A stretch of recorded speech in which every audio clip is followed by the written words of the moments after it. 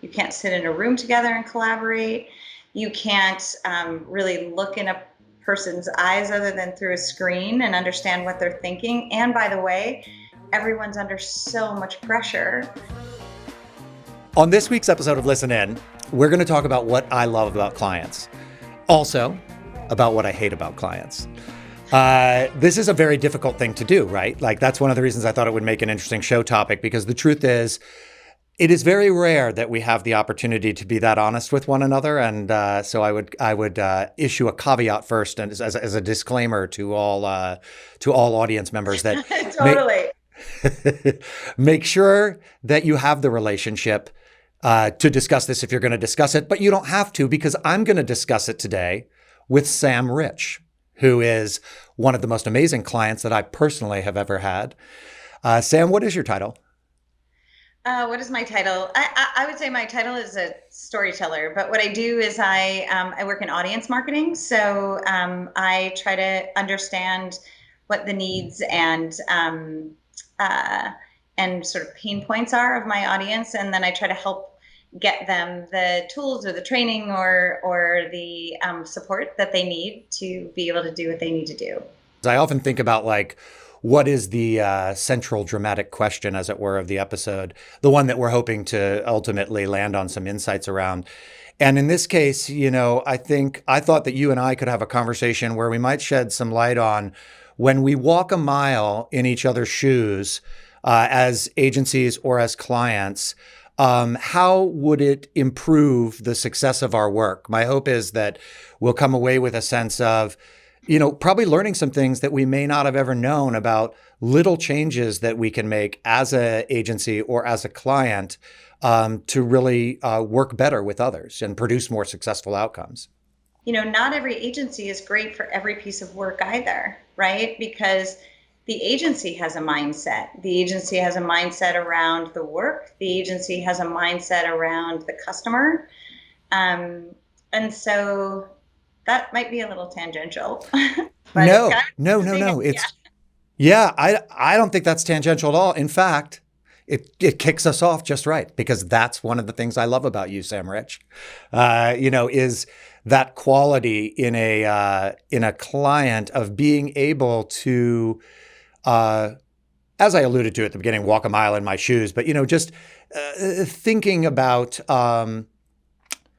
where we're coming from, right? I think that probably is a good quality on both sides. But for me, I've often worked with clients where I feel like they don't really have a great sense of, they don't even try to necessarily have a sense of what the challenges are for us, and what our strengths are and what our weaknesses are, and how to get the best out of us. And I've always felt that you're a client who is thinking about that, and now I know it's true. Well, and I also think that the client agency relationship that works is built on trust, right? Trust and respect. And I'm one of those people who's never worked agency side other than an internship that I did when I was 19 at McCann Erickson the summer after my freshman year in college, and I decided that advertising was not for me. By the way, that's one of the reasons that I wanted us to do this show together, is I've never worked on the client side. Right. I can have empathy for the process. I can have respect for the people who are in the process with me. Even if I've never actually done that full process on that side of the house. And I think to be able to do that, you have to understand enough about, the mindset of who you're working with. When we've transitioned to doing all of this work around remote learning, as 90% of the world's kids are out of school now, it's even harder to work with agencies, right? Because we have to respond so quickly. And so, that just drives stress and anxiety. And if you have that layer of trust with the people that you're working with, things are able to progress. When you don't have that trust, things go off the rails so quickly. Things you see them just split apart, because once you introduce stress and angst and time pressures and budget pressures, that it tends to bring out the worst in people, and that's human. Everybody wants the right thing. We have this phrase that we use internally called MRI, and it's most respectful interpretation is what we like to say. So, like, what was the MRI on that? And it sounds a little bit new agey, maybe, in a weird Microsoft way. But if you're in a situation with a partner, and I do consider the agency a partner, I don't consider them my employees. I don't consider them my team. I consider them my partner. So if I brief that partner, and we get into that sort of stressful situation, and something gets turned, some lever gets turned the wrong way, it's because I have that foundation of that working relationship with you in the agency.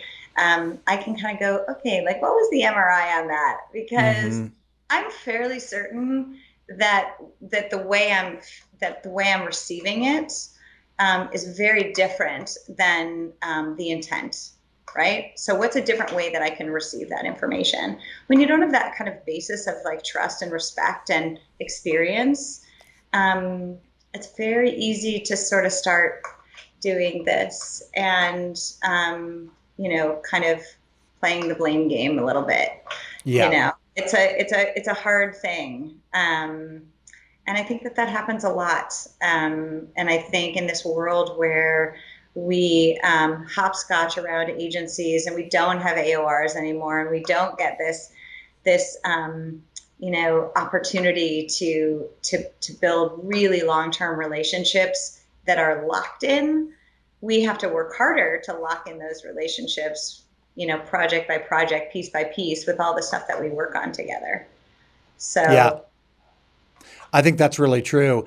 And I think, to come back around to kind of where you started, I would also say that there is a way to tie it to kind of the premise of the discussion I was thinking of having with you, and we're already having on the show, which is like to begin that trust. There's a chicken and an egg thing. The trust also emerges out of both an individual like yourself, and also I would argue like an organization. You're working for the post and current Satya Nadella Microsoft, yeah. and even Microsoft has exhibited this instinct about humans and how to collaborate with them and connect with them, which I think really ultimately comes back to sort of an amazing why from Satya, Yeah. Um, so I feel like if we, when we work through like what are the simple things that clients love about agencies and agencies love about clients, we're hopefully giving our audience the groundwork for how to build that trust that then leads to everything else that you're talking about. Yeah. So, I mean, yeah. So like to me, like fundamental building block of trust in the agency is the sort of the level set of taking apart the sort of adversarial relationship that clients and agencies have, right? So when I started working in advertising as a client, one of the things I was told was never tell an agency your budget. Never tell an agency your budget. it was actually it was on my list of things that I hate about clients. So, Right? And never tell the agency your budget. Well, why? Why? Well, because if you tell the agency your budget, here are the downsides.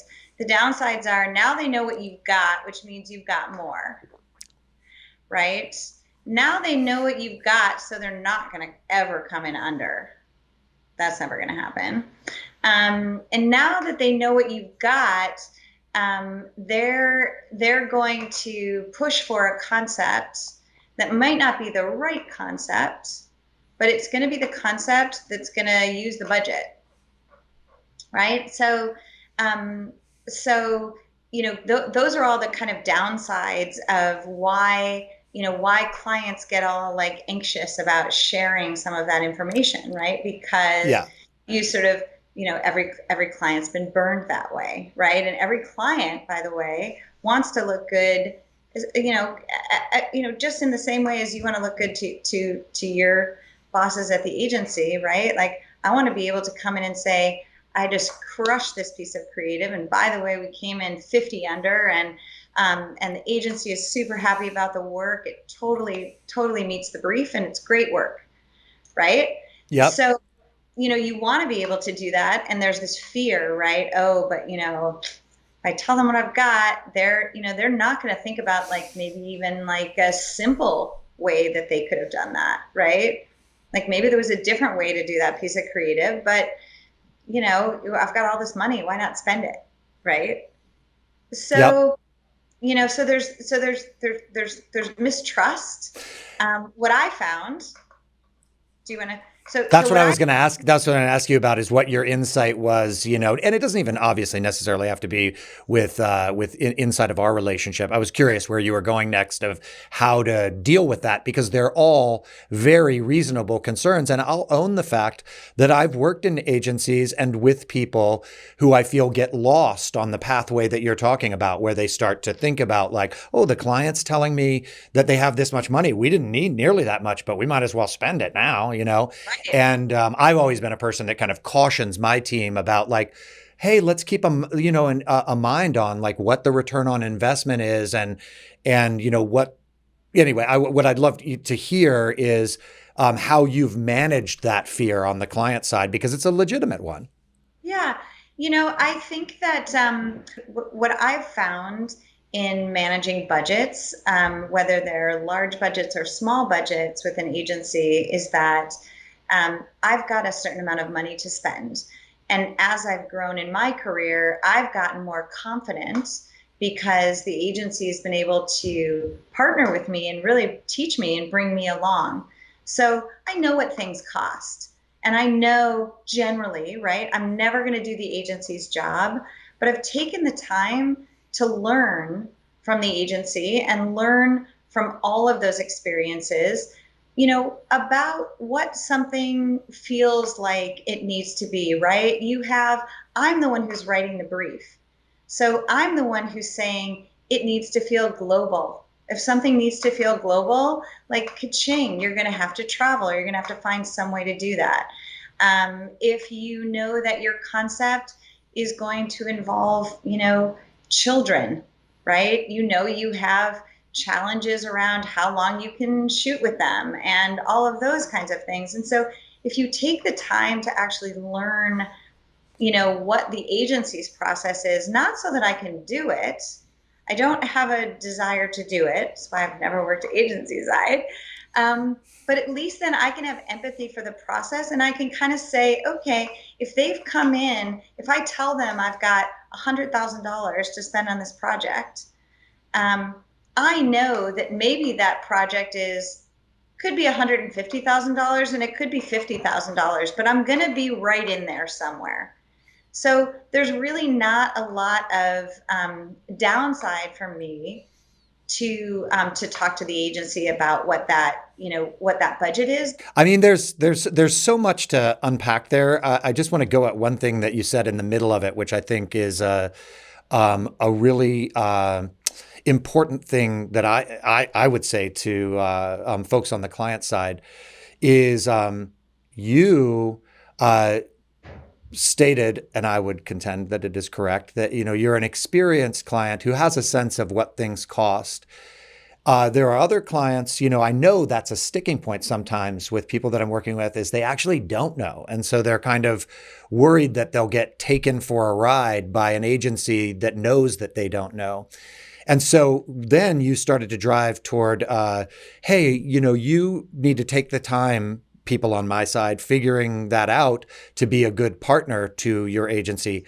And I would add, what's the fastest way to find that out? Ask. Yes. Ask me, hey, why do things cost that much? Hey, what is it? This is way outside of what I thought it would cost. Can you give me an idea what the cost drivers are? Because that's something that you do, for example, and I know Yeah, we've been down that road before. And it's always illuminating. It may be that we're making assumptions that are just totally not what you intended at all, you know? And also, it may be that you learn that lesson of like, oh, when we say global, then that means we have to travel all over the world, which, by the way, you and I both know that we've done global locally, so it can be done. that's true. But um, and that's all really part of, you know, when you, I think by asking the question, and I'm sure this works both ways, agency to client and client to agency, you are going to deepen the trust that we've been talking about for this whole conversation. And you are going to, or not, like, or you're going to find out quickly, hey, I'm working with someone that is like really clearly trying to spin me. And that gives you the opportunity to choose not to be there with them. You know what I mean? Totally. And I would also contend that, as a client, um, we have a responsibility as well to not brief in a project that's $1 million project if we've got $100,000, right? Because in the things that drive agencies crazy about clients, perhaps, is wow, you briefed in this amazing assignment. We're so excited about it. We've got 100 bajillion ideas. Um, go crazy. And then you come back with all of these amazing creative ideas, and then we fall in love with them, and then I tell you we have $10, right? Yeah. So it's not just disrespectful, it's a waste of everybody's time. Yeah. um, and that's not fair either. So it's not just because the client's writing the check doesn't mean that you get a free pass, for not kind of being the responsible client who, it's kind of like when clients, don't write briefs, right? Mm-hmm. I would Yep. imagine that would drive an agency crazy. You know what? You are so cool that you're taking all the ones you're like, you know what would drive me crazy if I were an agency? Totally. Well, because Which, you know, by the way, how do you think I know bless these you. things? How do you think I know these things? Because early in career, many of my agency friends have, and that's the other thing too, just about being humble, and it's a partnership. It's not I've been in situations working with agencies where I felt like I worked for them Mm-hmm. without a doubt. Very powerful, creative, amazing agencies where I was the client, but I felt like I worked for them. They were telling me what I should know about my business. And Mm-hmm. so, in the world of like what drives clients crazy about agencies Yeah. is um, that my business so much better than I do. So, that is the thing where, in the best of all possible worlds, you work with an agency you know, um, who you are able to articulate what the challenge is that you're trying to solve. Tell the agency a little bit of a story about what you're trying to do, and then really have them do their best work, right? It let Yeah. them interpret how the story should unfold.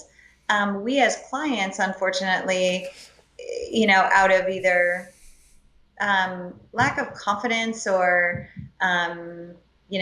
stress of trying to do the right thing, um, we over articulate and over brief you, and we tell the agency what we want, not why we want it, not the problem they're trying to solve, but we tell you what we want. And when I tell you what I want, the unfortunate thing is that's all I'm going to get, right? And It's a great, great insight. I'm not, there's a reason I don't work at an agency, right? Because I'm not a creative director like you are. I don't get paid to do that because I don't do that. You're the brilliant one at that, right? So if I'm not leveraging your skills, then why am I hiring an agency in the first place? Well, I don't know if it's again a tribute to the depth of your experience. I'm sure it partly is, but I would say that you also it's one of the things that I really like about you and other clients that do this is you set the table not only with I'm looking for a solution to this problem rather than a particular execution, but you do often set the table with sort of why don't we look at this as a approach A, bring me back an approach A, an approach B, and an approach C. And maybe those also happen to, hit some of them in a high price point, some in a middle, some in a low. And so you're very good. And I would say this is a pro tip to anybody on the client side is just a dash of kind of not exactly what am I looking for? That would be, we just talked about why that is an issue, but like what category, like how much, when you bring things back to me, what shape should it take, And I wonder if you could shed a little light on why you do that and how you think about that, the package of a approach A, approach B, approach C. So, it's interesting. So that sort of developed for me over time. When I first started working at Microsoft, I worked with an agency who, and it did drive me a little bit crazy. But whenever we would brief in we would brief in a problem. Um, the agency would come back with, they would always come back with usually three solutions, right? Three pieces of creative. Um, and there was always sort of one that they loved, like that the agency loved. It was definitely their Mm. recommend. They loved it. There was always one that was sort of like, okay, well, if they won't buy that, then we'd be okay doing this one. We still think this one's pretty good. And then there was always like a third one where they would present it and they'd go, "Man, this is so friggin' bad. Like they're never gonna buy this, but like But we're gonna it's the straw man, right? Yeah. we're gonna bring it to them. They're never gonna buy it, but like it'll make it look like we've like done all this work and we've like brought them like Yeah. this whole like range of concepts, right?" And and the thing that drives you crazy, right, is that usually the one that's like balls to the wall, like incredible, amazing concept is probably can't scale to any sort of reasonable budget. The one that's you throw away is so obviously just off that it's sort of a waste of time. And then there's that middle one, and the way that I always used to feel in these scenarios was um, I used to get that like sinking feeling of settling. Hmm. It's the safe one. Always the safe one, always the safe one. And it used to just really drive me insane. And so, what I thought I would try and do in sort of this, kind of more trustful relationship and kind of opening the kimono and saying, okay, you know what? Let's just see what we get if we say we've got a really clear brief, what we're trying to solve for. You know exactly how much money you've got. You know exactly how much time you've got, right? In my business, right, in education, it's a solution business, right? So there's lots of different products. It's not like what you and I have worked on in the past, right, with HoloLens, where we're marketing one product and trying to help people understand the why behind why for holographic computing. Hmm. This is a solution business, so it's really broad storytelling where you have to figure out how a lot of things fit together, right? And there's lots of different approaches of how you could do that, right? I mean, you could think about how to do that without ever showing a product. There's just such a host of things. And so the reason why I started talking to you about that is because I don't want the one that is the one that you throw away. Yeah. And I don't want the one that's too expensive that I can't do, because then that's just going to make me mad because it's going to be really good, because that's why I hired you. I mean, I wouldn't hire you if you came back to me with crappy concepts. So then I'm just frustrated because I can't do that Yeah. one. And I always feel like that middle one, I'm sort of settling. So if I'm very upfront and I tell you exactly what the parameters are, then what I get back are three probably very different concepts, but they're all doable. They all meet the brief. They all meet the budget, and they all meet like the ability to execute. Yeah. Yeah, I mean that, and that's a very. I didn't know the history of your, kind of structure, how you structure the, what to bring back, and I can see now how it was rooted in a bad experience of the ABC, and I would say it, and it rings a bell. Like I mentioned, I copped to earlier on another point. I've definitely been, in the agency space where that's kind of the philosophy is, the hero piece, the safe piece, and the straw man. And I think you nailed it, in terms of it's, again, related to our whole conversation. It's fundamentally the agency exhibiting a lack of trust in the relationship and faith in the client partner, because when I do that, I'm assuming, as you alluded to earlier in another case, that I know better than you, that I somehow know your business better, and know what the best solution is. And I know, at least, from my side, what's going on that's different when I bring you an A, B, and a C that are all good, and all really meeting the brief, I would say. With one of the last stages we go through as we bring work back is going back to the brief, which includes the price point and the time and stuff like that, and saying, do we believe that these all are, not just good, but excellent deliveries on the brief? That's always been kind of the way that we approach it, that I approach it. And it's because I have faith in you, and I have trust in you, as a partner. And I don't, I try to have myself and my team not come from the place of, well, let's manage this client, and Right. we know better. And that's what creates the mistrust, right? And Mm-hmm. and one of the things that I love about working with agencies, and in particularly with you, is that agencies ask questions, right? So when you're in the context of internal, especially in a place like Microsoft, or I would imagine any big company that spends lots of money on marketing and is constantly trying to kind of innovate and think about new platforms and mediums and ways of storytelling, right? It's I'll sit with people internally all the time, and they're so sure that they know what the right approach is and what the right way, what the right thing is to do, and they kind of stop listening and asking questions because they're so sure of what the right answer is, and everyone is so quick to try to get to the right answer. The great thing about working with an agency is that they're not bound by that.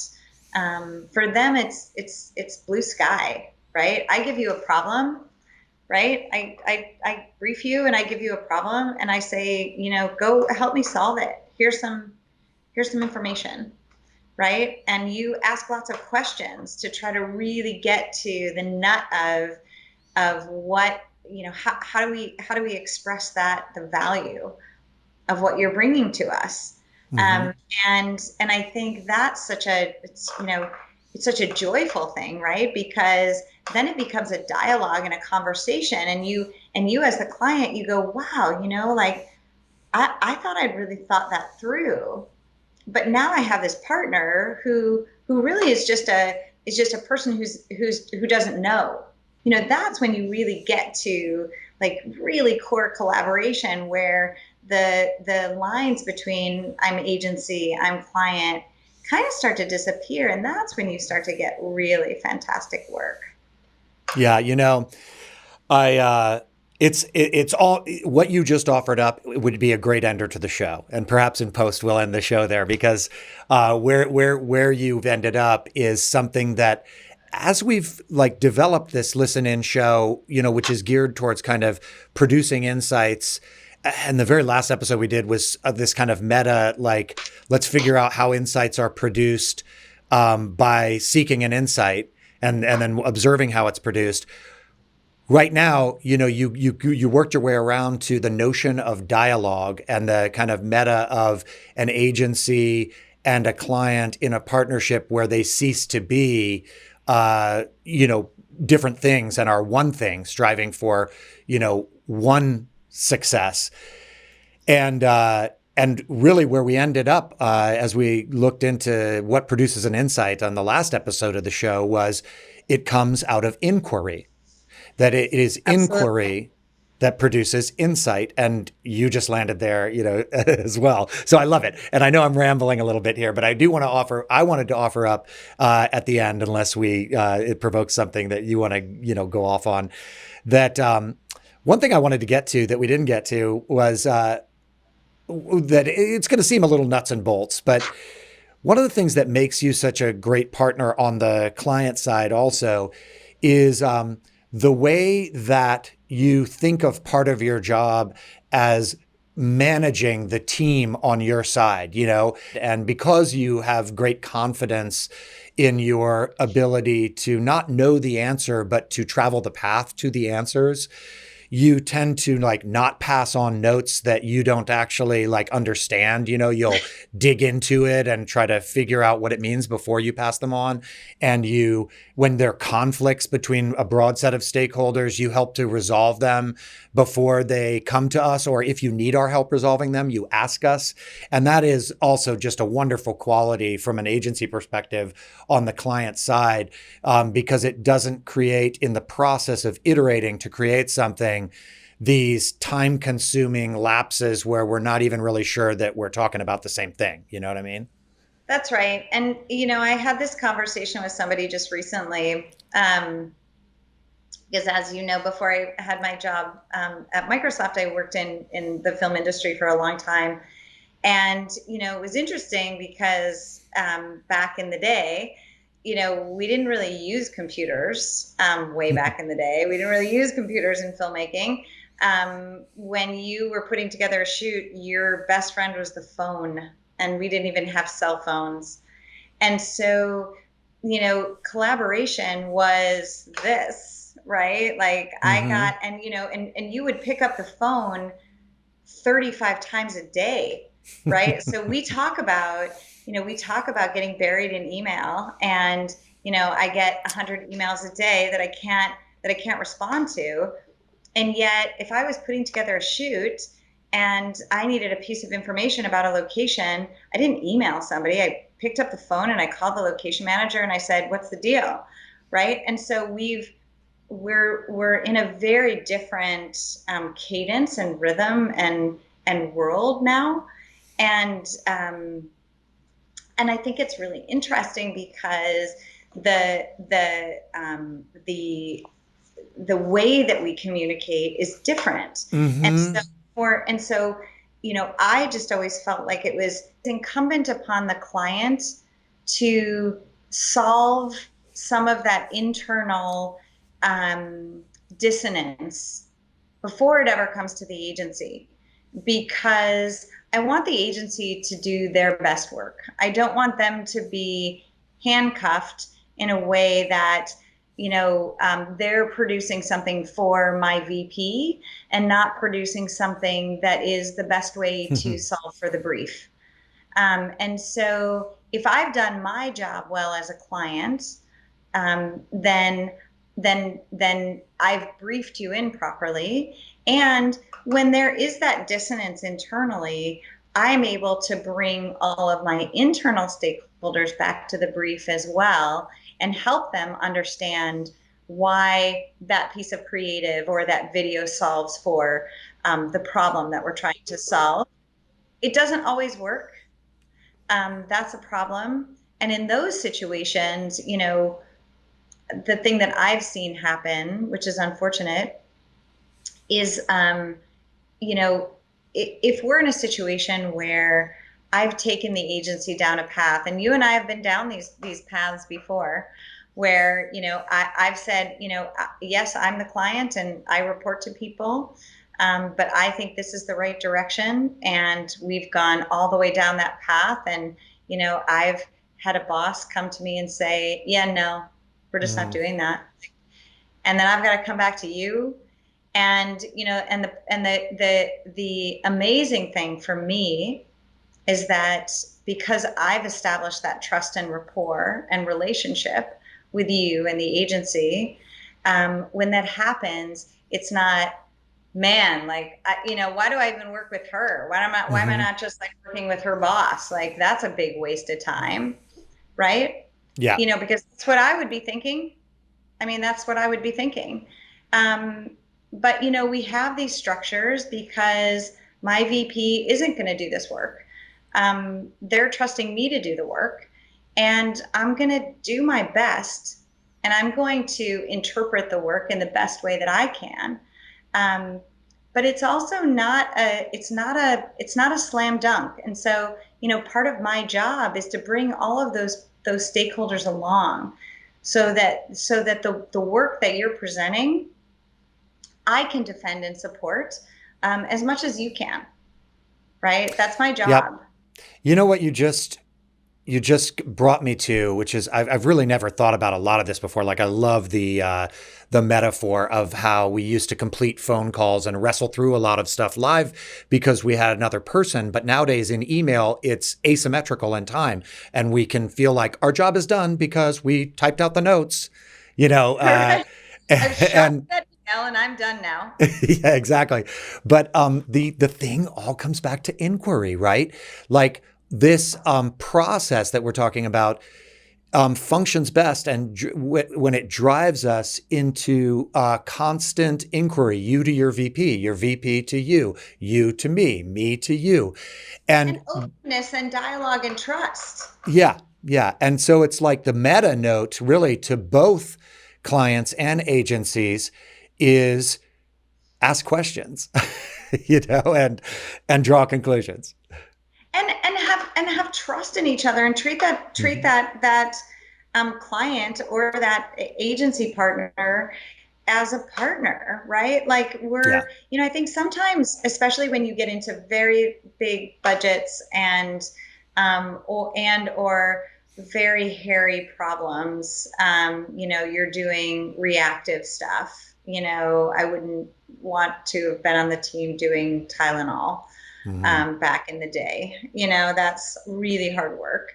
Um, but I do think that there is, the relationships that you have with people, the way that you work with people.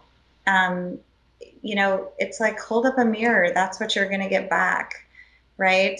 If I don't trust you, then the process is going to be arduous. I'm never going to be satisfied with what I get. And I'm always going to feel like there was something that could have happened different. There's something, some different result, right? Because I don't really fundamentally trust you or the relationship. When I trust you and I'm open to that, you know, the fact of the matter is like the client doesn't always have all the answers, right? None We're of us coming, do. yeah, we're coming to you because we have a problem that we think can be helped with a creative solve, right? Yep. There's lots of ways. Yeah. So, so I think that's like that's just a giant part of it is, once we're able to do that, and really build those bridges, then when something goes south, then we're able to support each other. And then when we have a victory, right, which we have a lot of those, we all get to like really have ownership in the celebration. And when you have this sort of push pull, divided kind of relationship, you never get to kind of share in the spoils of that together. So, and you and I have shared in a lot of spoils in a lot of different places all over the world, and I treasure all of those moments. Me too. I've just been waiting for the opportunity to tell you what a great guest you are, because as usual, as I knew you would, you've produced a lot of really valuable insights. Uh, for that I'm sure that the people that watch the show will be able to take away, whether they're on the client side or the agency side or somewhere in between. You're just full of great observations about humans and how they work well together. And it's a pleasure to work with you either as a client or as a guest on the show. Well, and it's obviously always a pleasure to work with you and the agency. And we have done some amazing, amazing work together. And for that, I am eternally grateful because not only have we done great work, but we've had such an amazing time doing it and learning so much that, you know, it's just, I think it's hard to have as good a job as we have. If you liked what you heard on this episode of Listen In, please drop us a note at listenin@eisenberg.com. Share your insights and let us know if you'd like to be a guest on the show. You'll always find the full version of each episode of Listen In here on A-List. And please always think who you know that might benefit by these insights and share this episode with them. And don't forget, please like us before you go. Till next week on Listen In, keep your ears on.